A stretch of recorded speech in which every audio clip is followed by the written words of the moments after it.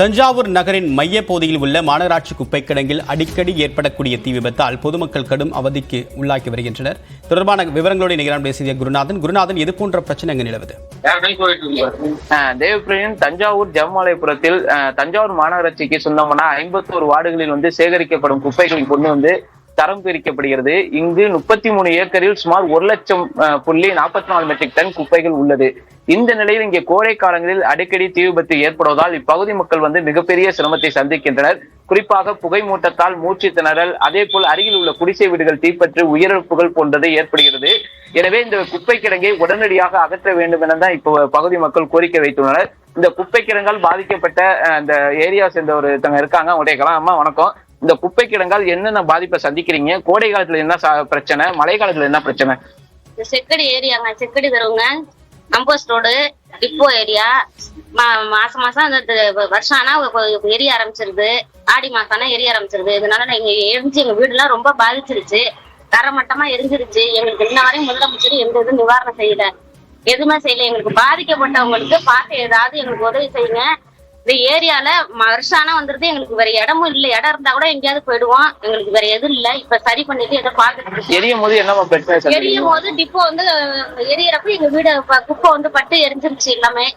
அதனால ரொம்ப பாதிச்சிருச்சு. பொருள் எல்லாமே படிச்சாங்க. கட்டின துணியோட இருக்கும். 2 வருஷம் ஆகுது. இன்னும் 2 வருஷமும் எங்களுக்கு இன்னும் ஒரு உதவி செய்யலன்னா எங்களுக்கு பாதிக்கப்பட்டவங்களுக்கு பார்த்து ஏதோ முதலமைச்சர் ஐயா எங்களுக்கு ஏதாவது நிவாரணம் ஏதாவது செஞ்சீங்கன்னா. மழை காலத்துல என்ன மாதிரி பிரச்சனை? மழை காலத்துல ரொம்ப வாடை அடிக்குது, புகை நாசம் அடிக்குது, புகை பிள்ளைங்களுக்கு எல்லாம் ரொம்ப பாதிக்குது. அதை நீங்க பார்த்து ஏதாவது சரி பண்ணுங்க. ஆனா இப்ப இந்த குப்பை கிடங்கு எரியறதுனால எந்த மாதிரி பிரச்சனைகளை இந்த ஏரியா சந்திக்கிறாங்க? புகை மூட்டத்தால எந்த அளவுக்கு மூச்சு திணறலாம் ஏற்படுது வயசானவங்க, குழந்தைங்களுக்கு எல்லாம்? ஏரியாவுல சின்ன குழந்தைங்க, வயசானவங்க, உடம்பு தெரியாதவங்க நிறைய பேர் இருக்காங்க. எரிஞ்சு புகை வர்றதுனால அவங்க எல்லாம் மூச்சு திணறாகி நார்மலாவே அவங்களுக்கு பாதிக்கப்படுறாங்க. நல்லா இருக்கிறவங்க முதற்கொண்டு உடம்பு தெரியாம படுத்தப்படுக்க ஆயிடுறாங்க. அதனால தயவுசெய்து இந்த குப்பையை வேற இடத்துக்கு மாத்தணும். டவுன்ல இருந்து அவுட் சைடு மாத்தினாக்க ரொம்ப சந்தோஷமா இருக்கும். மழை காலத்துல நாற்றம் தாங்க முடியல. ஒருவேளை சாப்பாடு கூட நிம்மதியாக சாப்பிட முடியல.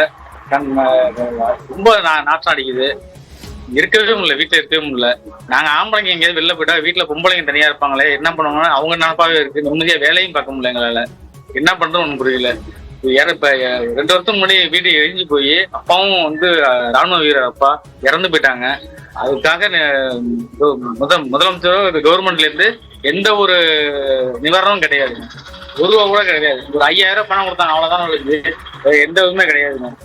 ஏதாவது பார்த்து தெரிஞ்சீங்கன்னா கொஞ்சம் ரொம்ப நல்லா இருக்கும்.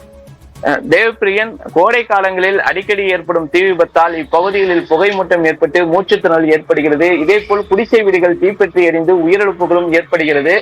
மழைக்காலங்களில் குப்பைகள் மழை நீரில் ஒரே சுகாதாரமற்ற துர்நாற்றம் வீசுவதாகவும், மேலும் விஷ பூச்சிகள், வண்டுகள் வீடுகளில் உள்ளே புகுவதால் குழந்தைகள், முதியவர்கள் மிகப்பெரிய அளவில் பாதிக்கப்படுகின்றனர்.